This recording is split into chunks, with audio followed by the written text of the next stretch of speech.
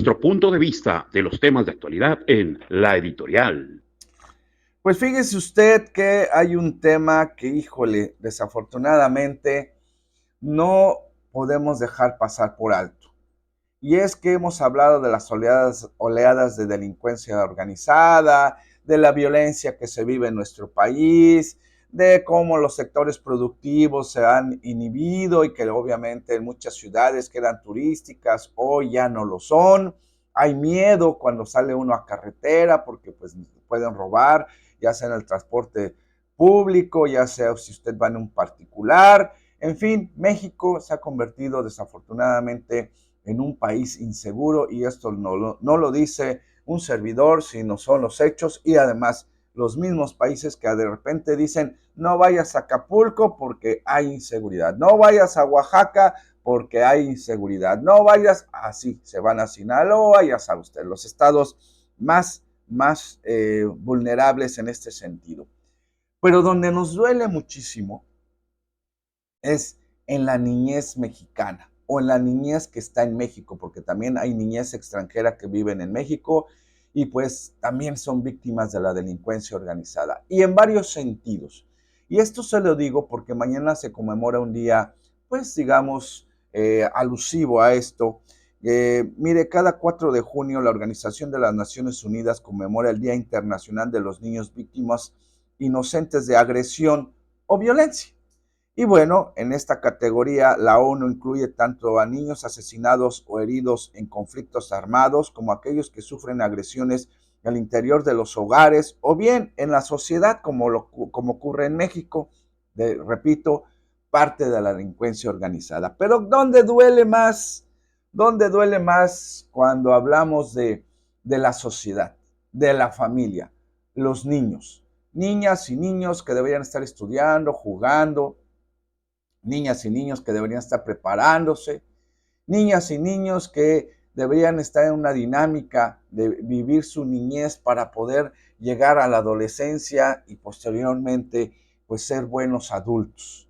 Hoy en día han pasado varios hechos porque mire, muchos de estos niños tienen miedo cuando hay balaceras. Ahí detenemos la imagen tantito, productor.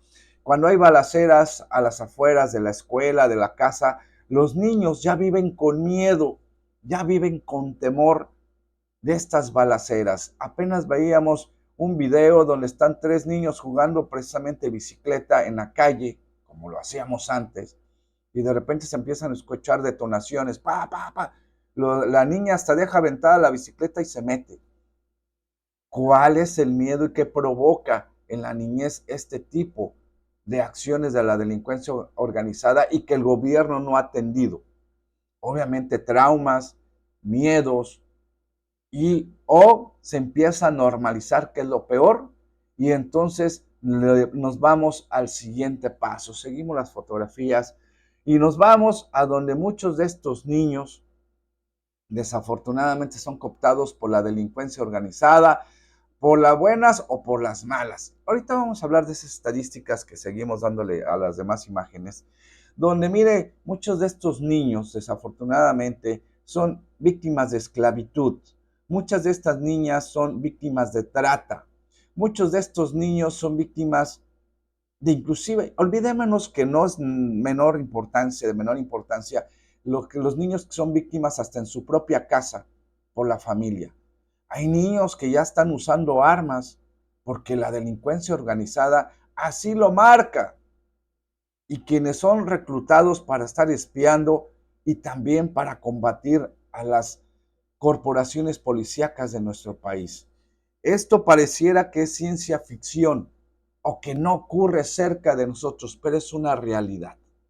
Y hay que decirlo, que los niños, lejos de estar jugando, lejos de estarse preparando de vivir su niñez, están entre el miedo, la obligación y el sometimiento de la delincuencia organizada. ¿Qué está haciendo nuestro país al respecto? Nos preguntamos. Desafortunadamente, no mucho. Y hoy en día son niños los que a veces vemos asaltando una combi, un taxi, una tienda o alguna población. Insisto, ya se les hace fácil tomar un arma y obtener recursos. Y entonces esa niñez que tiene que crecer, obviamente, se van a convertir en una sociedad donde ya ven las armas y la delincuencia organizada como parte de su vida cotidiana. Y eso no se puede permitir. Además, nos vamos a las estadísticas. De acuerdo a la base de datos en el periodo 2016-2025, esto dicho por el Secretariado Ejecutivo del Sistema Nacional de Seguridad Pública, se tiene registro de que se han iniciado 2.39 millones, 2.39 millones de carpetas de investigación por probables delitos en los que algunos o varias de las víctimas fueran niñas, niños o adolescentes. Este dato implica un promedio anual de 239,000 carpetas o bien 654 carpetas que se iniciaron todos los días. Y debe recordarse al respecto que la cifra negra en México supera el 90% de lo que debe asumirse en algo como que hay un subregistro. Y le digo esto porque muchos niños han muerto en estos enfrentamientos de la delincuencia organizada. Desglosado por tipos de delitos, en lo que respecta al tráfico de menores y al incesto, se tiene que en 2016 ambas categorías sumaron 275 carpetas de investigación. En estos delitos ha habido reducciones muy importantes, pues el tipo penal ha evolucionado hacia otras categorías con mayor precisión y con mayores penalidades. Así, en 2024 hubo únicamente 23 casos y en lo que va del 2025 se tiene un registro solo de 5 carpetas de investigación por algunos de estos delitos. También está el delito o las categorías de violencia familiar e incumplimiento de obligaciones de asistencia familiar, en los cuales los niños son víctimas directas o bien indirectas.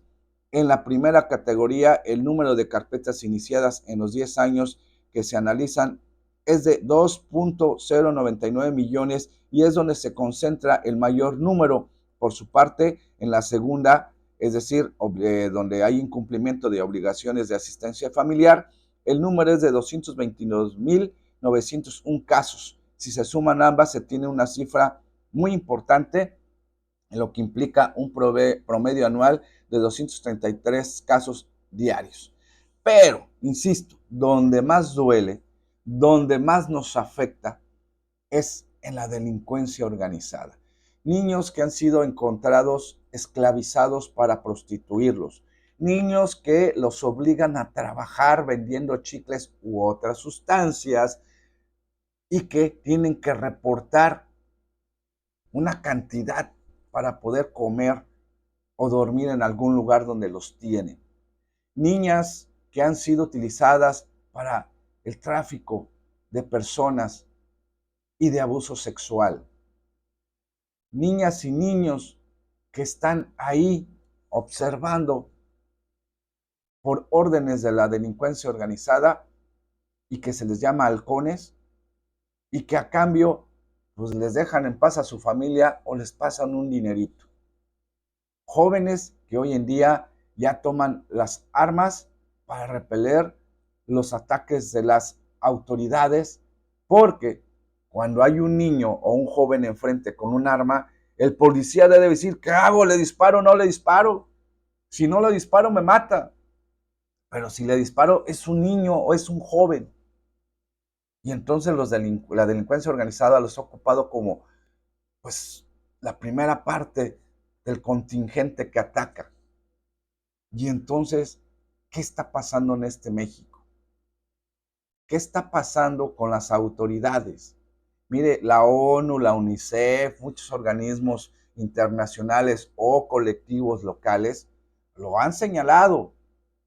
Y mire, quise dejar aparte, y no porque sea menos importante, pero ya aquí en México, en esta frontera sur, hay muchos niños que son producto de la migración, de esta movilidad humana que ha habido, y que también estos niños están sufriendo no solamente haber salido de su país, sino de llegar a México, donde encuentran que no son bien aceptados por su color, por su